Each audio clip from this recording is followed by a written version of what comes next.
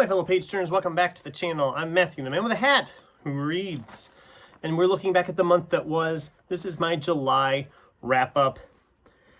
July wasn't a great month. It wasn't a terrible month, but it really wasn't a great month, especially when you figure even quality or quantity, either one. It was a weird month. We got 9 books read. But we also had one book we DNF'd, another book we almost DNF'd, but we fought through, and a stack of them that we didn't get to. So we'll start with that stack. I didn't get finished with The Lost World reread by Michael Crichton. As of this filming, I'm about halfway through. I'm enjoying my reread of this. It's going quickly. I should be finishing this one fairly early here in the month. I just ran out of time. I was struggling with the DNF book, which we'll talk about here in a little bit. I didn't get to Dan Brown's The Secret of Secrets. I am going to be getting this one started pretty early here in August, so I can get this one out of the way. I kind of want to read it, but I also am worried about it just because of how my reread of The Lost Symbol went for me. So hopefully this will be at least decent enough. I don't know. We'll find out as we read. But I didn't get finished with Dark. I'm barely into it, actually. I reread the first book plus the novella in the series and was starting this one, and then I just completely got sidetracked on it. So obviously I didn't get to the final book in that trilogy, Malefactor, either. So these are going to be finished here in August as well. And once again, another month where I had this on the TBR and I didn't get to it.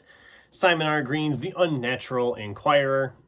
I want to get back to the Nightside series, so hopefully here in August I'll still pick this one up.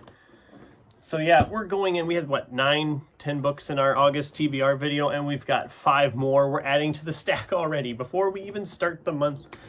It's going to be fun. But I have longer movies at work, so I will have more time in between shows to do it. Now let's talk about the DNF book. I DNF'd this not because it was necessarily bad, but it wasn't for me, and that's Barbara Ashford's Spellcast. It's kind of set like with a theater troupe type deal, but it was sold as a fantasy, and it's not a fantasy. It's much more romance. I have nothing against romance. People like romance books. That's great. It's not my thing. And I pushed through. I got to like 210. I was just like, I'm not going to push myself on this any farther. I was just about halfway. I'm like, no, I just don't care enough to keep pushing onward. I have enough books to read. I'm kind of got to that point. I've got too much to read, and if I'm not enjoying it, I'm not going to push myself through it and struggle. But let's get to what we actually read. Part of the reason we didn't get all those other ones read is because we did go to the library. So there's 2 library books I'll talk about in the books I read this month. And there was another one I picked up just on a whim, thinking, oh, it'll be a quick read. And then it wasn't too bad of it was a fairly quick read, but it just wasn't all that good either. Let's start off with a June carryover. This is Cowboy Fang's Space Bar and Grill by Stephen Brust. I gave this 3 stars because I kind of liked what it was doing, but I also just didn't kind of like what it was. There was a lot of stuff that wasn't explained all that well. I mean, I understand that there's this bar and grill that's like teleporting through time whenever it's had like a nuclear disaster happens, all of a sudden they're somewhere else. And it's just whoever's in the building goes with them. And if you're not in the building, well, that's just too bad. You're stuck there to die. I liked that world building of that. I liked some of that, but just some of the plot and what was going on, and then the reveal of what was going on, I was just like, okay, but I don't know. It was okay. I didn't hate it. I just didn't really love it as much as I thought I would. It was a 3-star for me. It was very middling. It was fine. I didn't hate it. I just thought I would enjoy it more. As far as books not being liked, this is a better qualifier for that. Jeanette Ning's Under the Pendulum Sun. Once again, this cover is gorgeous, and the entire premise of like they're missionaries going into the land of the Fae and preaching the Bible to a bunch of gnomes and dwarves and the fairies and such. It's like, okay, that's an interesting concept. And there's some other interesting concepts going in here. But what finally just did me in and was like, no, I can't anymore, was the fact that we have this kind of sort of incestuous relationship between the brother and sister characters. And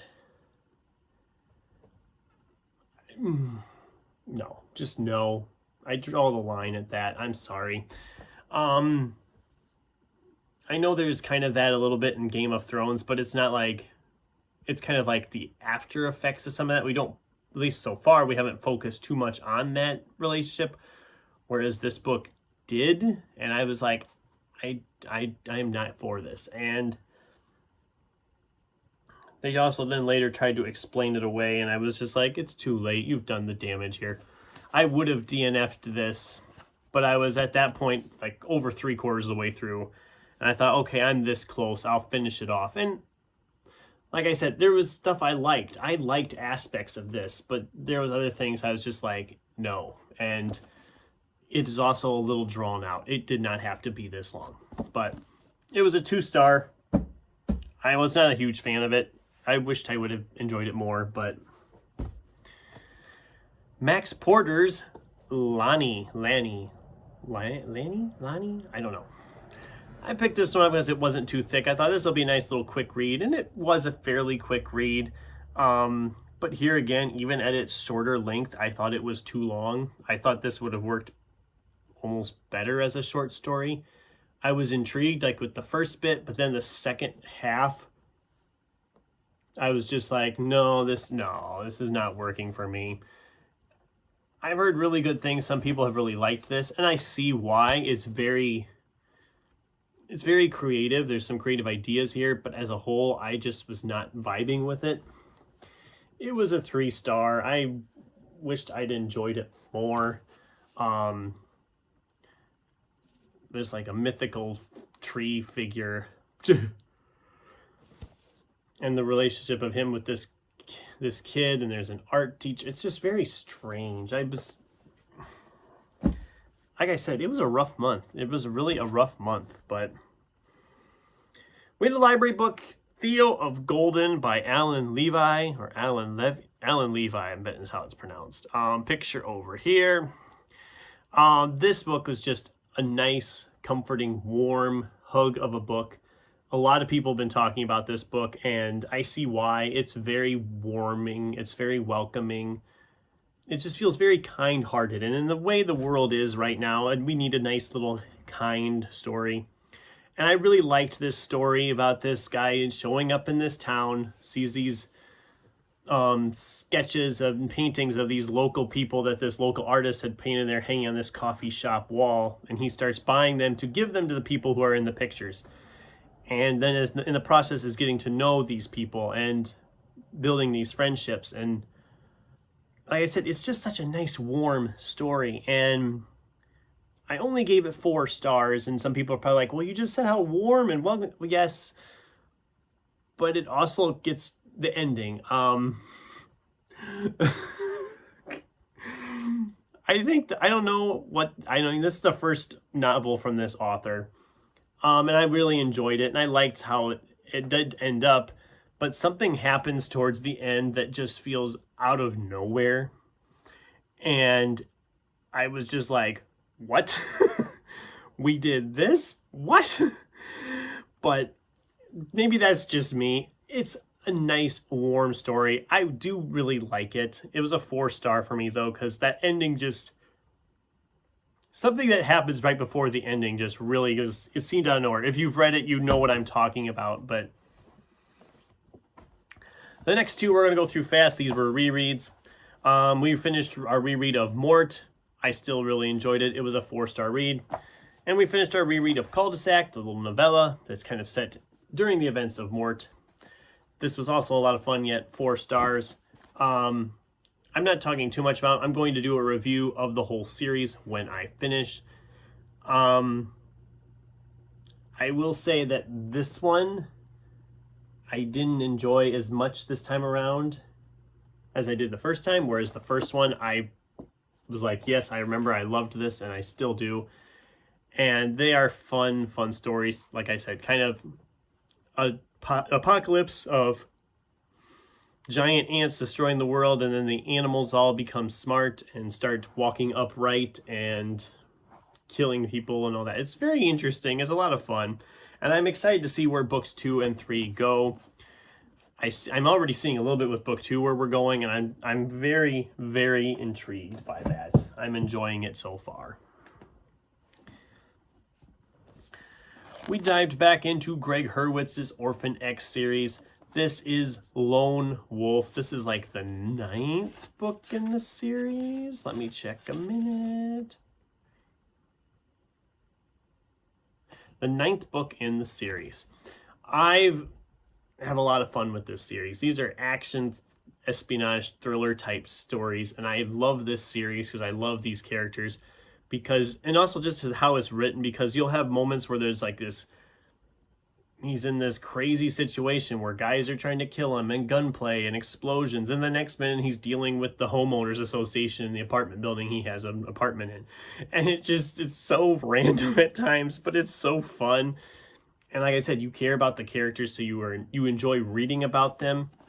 I am still hopeful, because I know mass market paperbacks are essentially done or on the way out. I'm hoping the rest of the series keeps coming as mass markets, because I really like a matching set. I don't want to have to switch over 9 books just for one.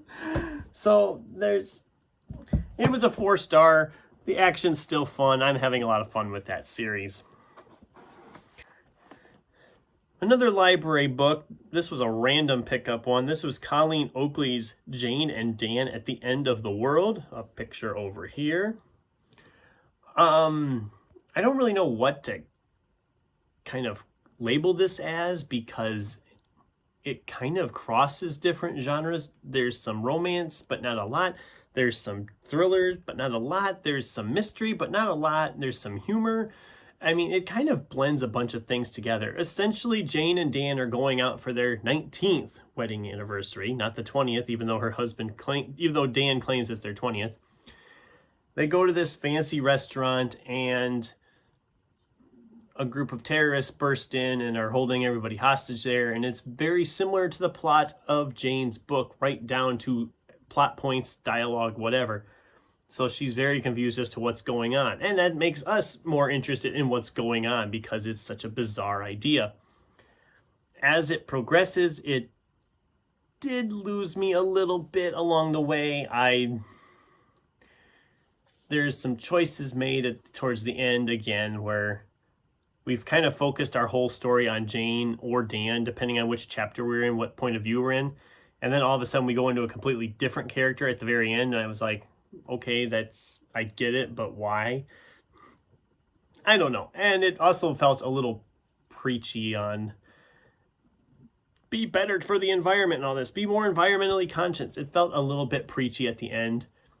I'm all for being environmentally conscious, but I didn't need to be bludgeoned over the head with it like this book kind of seemed to do a little bit in the last chapters.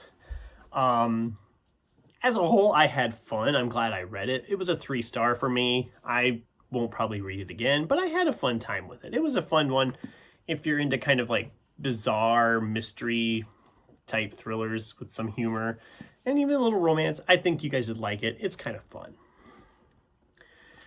The last book of the month was Scott Leeds' Schrader's Chord. I've had this one sitting here for a couple years already, and it's one I've wanted to read because I heard really good things from people about it. I know Sin loved it when she read it. I had a lot of fun with this one too. I did think it was a little slow getting going, but once it got going, I was invested. I thought it was great. I loved the idea of these records. I loved about the stories about the creator of said records that are kind of causing people to see ghosts and then die. I thought it was very fascinating. I had a lot of fun with it. I gave it 4 stars, just mainly because I thought that beginning could have been tightened up just a little bit. Or maybe actually the whole story could have been tightened down just a little bit, because it is over 400 pages and it doesn't really need to be, I don't think. I think it could have been tightened down a little bit. It could have been edited down a little. It was really good, and it actually is my book of the month because that's how rough the month was. But it was a solid 4 stars. I was very borderline on whether I wanted to go to 5 or not. I did go with 4. I thought it was a lot of fun. Good horror story, especially if you're a music person. You'll probably really enjoy it. So, like I said, that was also my book of the month. And there we go. That's July. I'm going to be getting rid of a handful of these here, and that's okay. I've got to continue to make room, and hopefully August is the month we finally hit a big number. It's looking very promising right now. If we can really get hitting the books and get stuff read, like I said, with the longer days I have ahead of me at work at night, I get downtime in between stuff, I should be able to make up some serious ground here in August and get almost all of these. So if I get all of these books I'm planning in August now, that'll be 15 books, which is the highest month I will have had all year. So if we pull that off, that'll be awesome. So I'd love to hear from you guys. What'd you think? Did you read any of these? Am I wrong about some of these? Tell me if I'm wrong. I'd love to hear from you. Or whether any of these sound good to you. And I'd also love to hear from you what your book of the month for July was down in the comments down below. Thanks for watching, and until next time, keep turning pages.